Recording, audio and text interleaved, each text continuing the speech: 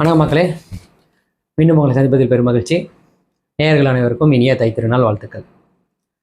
அனங்கனங்க ஒக்கராஜு மற்றும் ஒரு தெலுங்கு படம் இந்த பொங்கலுக்கு.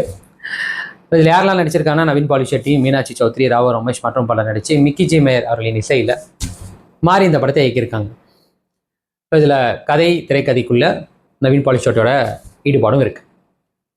அந்த படத்தோட ஒன்லைன் என்னன்னு பார்த்தீங்க அப்படின்னா, ஊருக்குள்ள ஒரு பெரிய ஜமீன்தாராக இருக்கிற ஹீரோ. பேருக்கு தான் ஜமீன்தார், ஆனால் சொத்து பத்தெல்லாம் பெருசாக எதுவும் இல்லை, கஷ்டத்தில் இருக்கிற ஒரு ஜமீன்தார். ஸோ இவரோட அத்தை பையனுக்கு ஒரு பெரிய சம்பந்தம் கிடைச்ச உடனே அவங்க அத்தை வேறு அவமானப்படுத்துறாங்க. ஏதோ ஒரு விதத்தில் சவால் விட்டுட்டு, உன்னை விட நான் பெரிய பணக்காரை கல்யாணம் பண்ணி காட்டுறேன்னு சவால் விட்டுட்டு வந்துட்டு அந்த மாதிரி ஒரு பொண்ணை தேடுறாரு. அதே சமயத்தில் ஹீரோயினை பார்க்குறாரு. ஹீரோயின் பெரிய வசதின்னு நினச்சிட்டு திருமணம் பண்ணுறாங்க.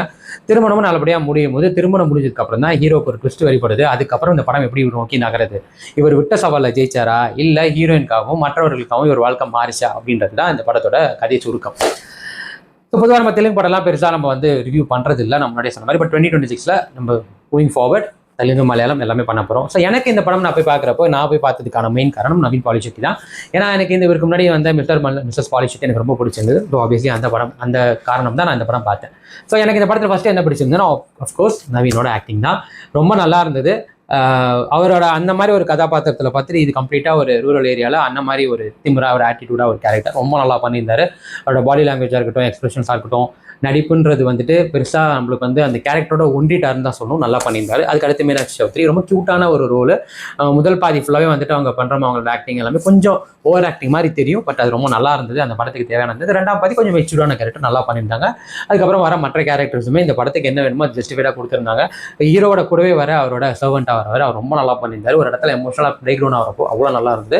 ஸோ இந்த படம் ஒரு காதல், காமெடி அண்ட் தென் எமோஷனல் எல்லாம் மூணுமே கலந்து அந்த மாதிரி ஒரு பாண்டிங்கில் வந்த படம் தான். ஸோ எல்லாருமே அதுக்கான அந்த பக்குவத்தோட இந்த கேரக்டர்ஸ் அணுகியிருந்தாங்க, நல்லா இருந்தது. ரெண்டாவது, இந்த படத்தோட கதை இது ரொம்ப புது கதை அப்படின்றது கிடையாது.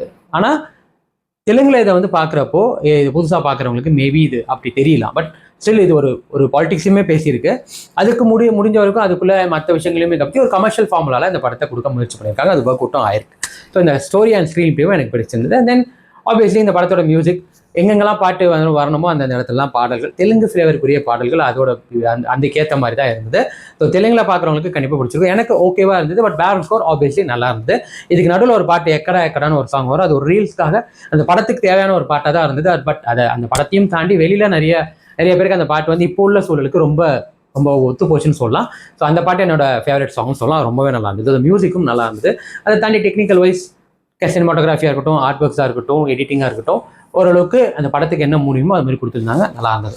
ஸோ இது எல்லாமே எனக்கு ரொம்ப பிடிச்சிருந்ததுன்னு சொல்லலாம். அதை படத்தில் என்ன பெட்டராக பண்ணியிருக்கலாம்னு எனக்கு தோணுது. செகண்ட் ஹாஃபில் ஃபர்ஸ்ட் ஹாஃப் கொஞ்சம் டிஃப்ரெண்ட்டான ஒரு படமாக முயற்சி பண்ணியிருப்பாங்க. பட் செகண்ட் ஹாஃப் வரும்போது யூஸ்வலான ஒரு ஃப்ளேவருக்குள்ளே கொண்டு வந்தது. அதை வேறு மாதிரி எதாவது ட்ரை பண்ணியிருக்கலாம். அதே செகண்ட் ஹாஃபில் இப்படி தான் நடக்க போது நம்மளுக்கு யூகிக்கிற மாதிரி தான் இருந்தது. அதுலேயும் ப்ரீ கிளைமேக்ஸ் ஒரு சின்ன ட்விஸ்ட் இருந்ததாலும் பட் அது வரைக்கும் நம்மளுக்கு கொஞ்சம் லேகாக இருக்கிற மாதிரி தோணுச்ச ஒழிய, பட் அதை தாண்டி ஹோல்சமாக படம் பார்க்குறப்போ எனக்கு இது பிடிச்ச படம் தான். ஒரு 2 hours 15 minutes நல்ல படம்னே சொல்லலாம். ஸோ எனக்கு அங்கனங்கா ஒக்கராஜு எந்த அளவுக்கு ஒர்த்தா ஒரு என்கேஜிங்காக இருந்ததுன்னா 100க்கு நான் 65 கொடுப்பேன்.